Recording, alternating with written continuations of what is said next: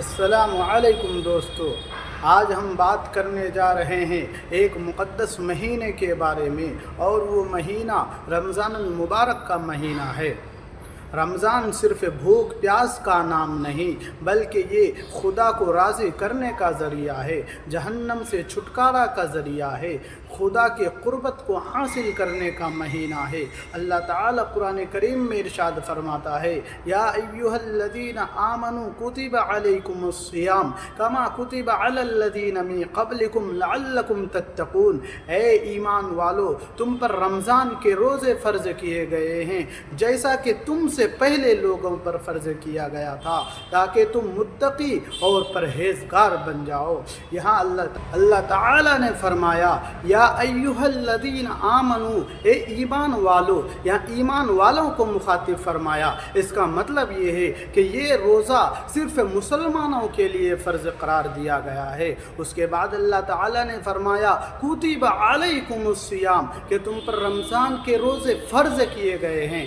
اس کا مطلب یہ ہے کہ رمضان صرف ثواب کا ذریعہ نہیں، بلکہ رمضان کا روزہ تم پر فرض ہے۔ اس کے آگے فرمایا، کما کتب علی الذین من قبلکم، کہ جیسا کہ اس سے پہلے امت پر فرض ہوا تھا۔ مطلب کہ رمضان کا روزہ صرف امت محمدیہ پر فرض نہیں، بلکہ اس سے پہلے امت پر بھی فرض تھا۔ اس کے بعد فرمایا، لعلکم تتقون، تاکہ تم پرہیزگار بن جاؤ۔ ہر چیز کا کچھ نہ کچھ مقصد ہوتا ہے۔ کسان کھیتی کرتا ہے تو اس کا مقصد ہوتا ہے پیداوار حاصل کرنا، اناج سبزیاں ترکاریاں اگانا۔ اگر کوئی گھر بناتا ہے تو اس کا مقصد ہوتا ہے اس میں سکون کی زندگی گزارنا۔ اسی طرح رمضان کا بھی کچھ نہ کچھ مقصد ہوگا۔ تو اللہ تعالیٰ نے فرمایا، لعلکم تتقون، تاکہ تم متقی اور پرہیزگار بن جاؤ۔ اور رمضان کی فضیلت اس لیے بھی ہے کہ اللہ تعالیٰ نے قرآن کریم کو اسی مہینے میں نازل فرمایا، شہر رمضان الذی انزل فیہ القرآن۔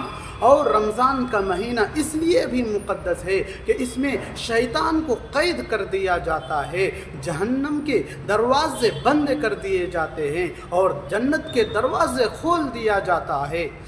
تو چلیے احادیث کی روشنی میں رمضان کی فضیلت اور اس کی عظمت کو سمجھتے ہیں۔ حضرت سلمان رضی اللہ عنہ روایت کرتے ہیں کہ شعبان کی آخری تاریخ میں رسول اللہ صلی اللہ علیہ وسلم نے ہم لوگوں کو وعظ فرمایا کہ تمہارے اوپر ایک مہینہ آ رہا ہے جو رحمت اور مغفرت کا مہینہ ہے، جو برکت کا مہینہ ہے، جو بڑا مہینہ ہے، اور اس مہینے میں ایک ایسی رات ہے جو 1000 مہینوں سے افضل ہے، اور وہ شب قدر کی رات ہے۔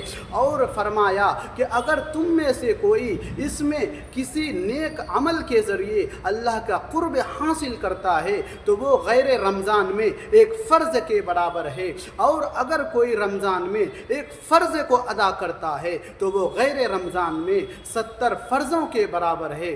اور فرمایا رسول اللہ صلی اللہ علیہ وسلم نے کہ یہ مہینہ لوگوں سے غمخواری کا مہینہ ہے۔ یہ جو شخص اس مہینے میں دن کا روزہ رکھے اور رات کا قیام یعنی تراویح پڑھے تو اس کے گناہ معاف کر دیے جاتے ہیں، اور جو شخص کسی روزے دار کو افطار کراتا ہے تو اس کے گناہ معاف کر دیے جاتے ہیں، اور ان کے لیے جنت کے دروازے کھول دیے جاتے ہیں۔ اور اس روزے دار کے بقدر اس افطار کرانے والے کو بھی ثواب ملتا ہے، مگر اس روزے دار کے ثواب سے کچھ بھی کم نہیں کیا جاتا۔